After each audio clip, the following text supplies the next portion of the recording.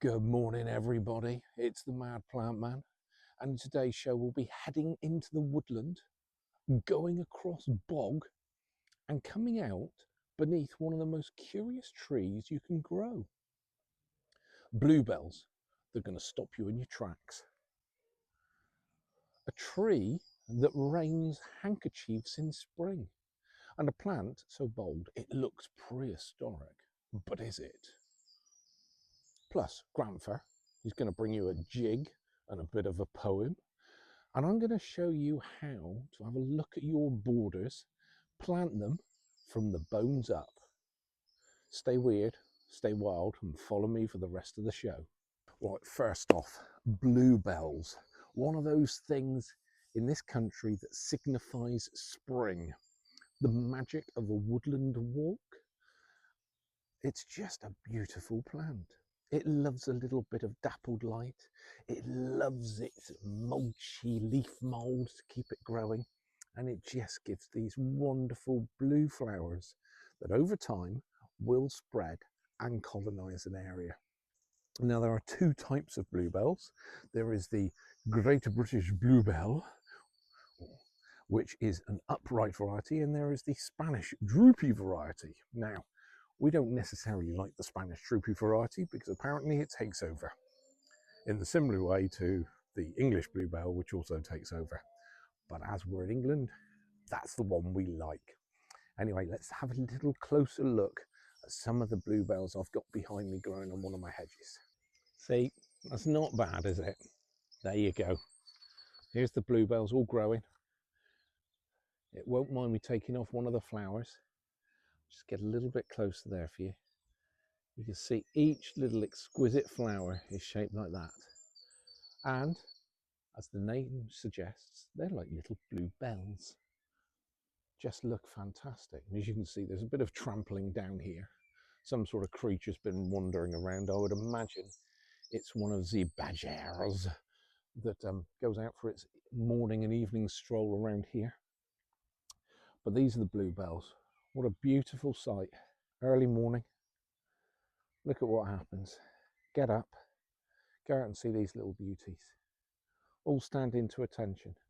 Now the Spanish variety, it droops a little bit. It's a bit, oh, hold on.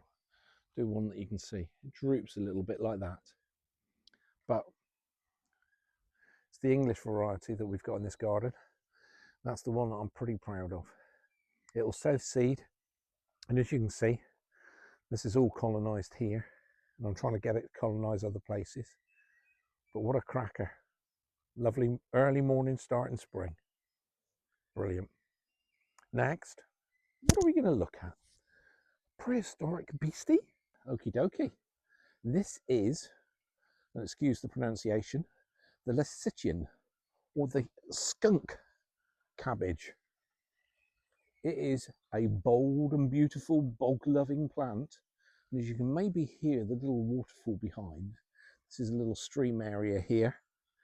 And it has taken up residence after I planted it out.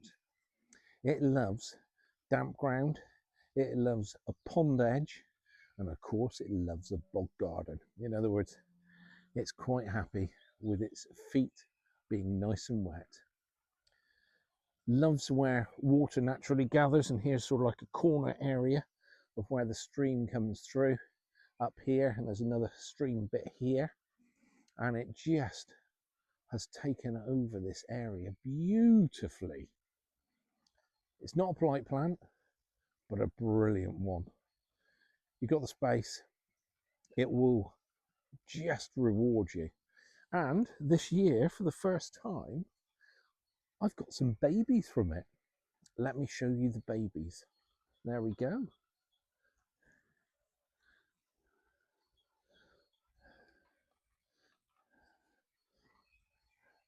There you go. Those are the little babbies.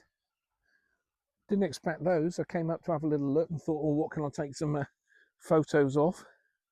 And these here, there, that's where the seeds all come from. And they've self-seeded. Now, a couple of choices. I've got a few other boggy areas, so I could take some up. But to be perfectly honest, I think it'd be quite nice for this plant here and that one there to colonise this whole area. So I'm going to leave them this year. I might take up a couple next year, don't know, move them over to different areas, but just what a cracker. It's going off slightly, so you haven't got this vibrant yellow, which is normally accompanying this sort of like glove, if you like, which protects the seeds. But yeah, look at it. Belter. Huge leaves. You can see why it's called a skunk cabbage. Skunk obviously is a little bit of an unfair name for it, but cabbage I can certainly understand. I've just seen some slightly bigger babies down there. You can see them just underneath there. Isn't this cool? I do like getting free plants. Wee Bobby Dazzlers. Right, what can we do now? I know I might have to look at some handkerchiefs. And this, my wee Bobby Dazzlers, is the paper handkerchief tree, the Davidia involucrata, if you say so. Wonderful plant, absolute crowd stopper. Tree that doesn't rush things. This one is about 20 odd years old, and it started creating the paper handkerchiefs about 5 years ago. So you've got to be in it for the long haul with this one. But coming into sort of like late spring, you get these white handkerchiefs that are starting to develop now, and they flutter in the wind and they just look spectacular. This is a real feature tree. Now I'll see if we can get you a little bit closer to appreciate these a little bit more. Look at them. I've come out in the morning to do this, and with the sun, it's not showing them, and the tree is utterly full of these white leaves. Now they will get bigger, or bracts, sorry, it's not leaves, it's a bract, but they will get bigger, and they just, in the wind, look absolutely incredible. But we'll get another closer look as we come in. Whoops, there we go. You can see them as they catch the light. And as you imagine if the wind's going like this.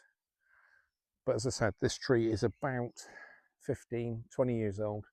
Yeah, so after about 15 years, it started to do these handkerchiefs. And as it gets more mature, these handkerchiefs get bigger and bigger each year when they start off. And it is just a genius of a plant, an absolute belter, and you cannot miss it. But that is the paper handkerchief tree. Anyway, I've got an inkling that we might have a little bit of Granfer coming up now. So I'll see you in a minute, and over to Granfer.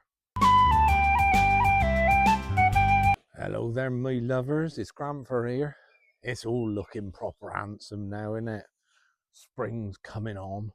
Everything's starting to grow and show its heads. Time for a little ditty, I think, that'll encapsulate this time of year.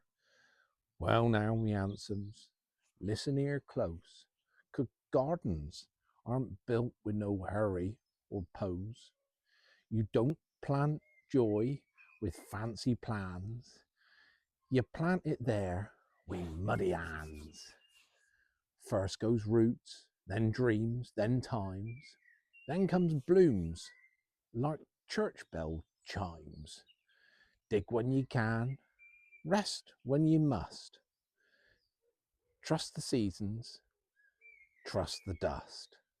If dogs be barking and world's gone mad, step outside. Tain't all that bad. One seed down, worry's gone. Right then, that's enough learning for one day. See Drackley, Granfer out. Thank you very much for that, Granfer. And now on to the last bit of the show, and that's the structure and building of a border or an area which you want to plant out. And structure is quite important with any sort of garden.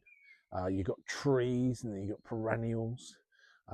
They're the bones, and you've got to, have them in to set and fix your borders right down, and everything else hangs off those. You like a bit of height, particularly at the back, then coming through to the front, so you can appreciate the flow of the plants in any sort of border. And then, of course, you've got the groups you want to plant of plants, and don't do them necessarily singly to get that big impact. And obviously it's important, even though we are all desperate to put as many plants in as possible, to leave a little bit of space for all the plants to grow. Well, anyway, I've been working on a new border that I'm creating now, which is a fair old size, and let's see how that's going on. Right then, this is the border from me down to you. Now, the thing that we want to try to do is up here. It's on a slope, but I want to get some fairly big old plants up here. At the moment, as you can see, we've got a magnolia here, but I've planted all in here some exotic plants. And by I mean exotic, I mean the banana plants. They should be okay to overwinter, and I'm going to do things to protect those overwinter just in case as well. And as you can see, as we work on down, I've planted those up into nice groups to create a nice display. They should be planted about 1 meter apart, so when they are growing up, they're very small plants at the moment, but when they do grow up, they've got room to spread. You might also see I've got branches and bits. Now those are to keep the deer away, and I have real trouble with deer around here, so I've put them in there. The plants will grow up through, so you won't really see any of those branches, but it does protect those young plants, and also as they grow, from deer and other wildlife that like nibbling on new plants. The other thing I've also done in the border is I've introduced herb plants, because deer don't like smelly things apparently. So by introducing herbs, that has created another stopper for the deer eating the plants. But as we come down, as you can see, I've come down, I've planted out around here, sort of like just below the Musa basjoo, which is the banana plants, which grow to about 3 meters. Under those, I've gone for plants which are about 1 meter or so high. I've got some hydrangeas over here. I've got foxgloves going in, some of the larger salvias, some of the larger campanulas.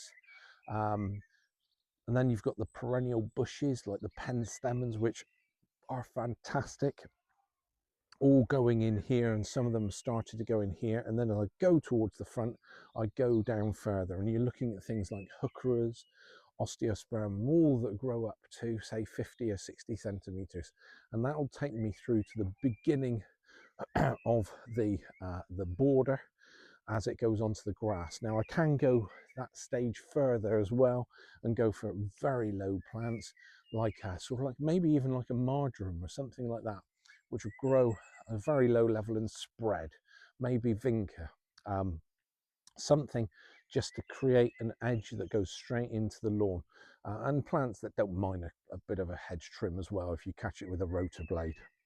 But that's what I want to try to do. Now, planting out the border ultimately is personal choice, and I am always really keen on personal choice when it comes to gardening. You can do what you like, it's your plot, you do it. Some people might criticize, some people might say, oh, that's not right, that's not wrong. Tough. It's what you want to do. As long as you follow basic principles, you'll look and make it look absolutely fantastic. And just the basic principles are, you want the bigger stuff at the back, smaller stuff at the front. You see it a bit better. That's all it is. But anyway, that's my weekend, nice and busy. So stay weird, stay wild. Mad Plantman out.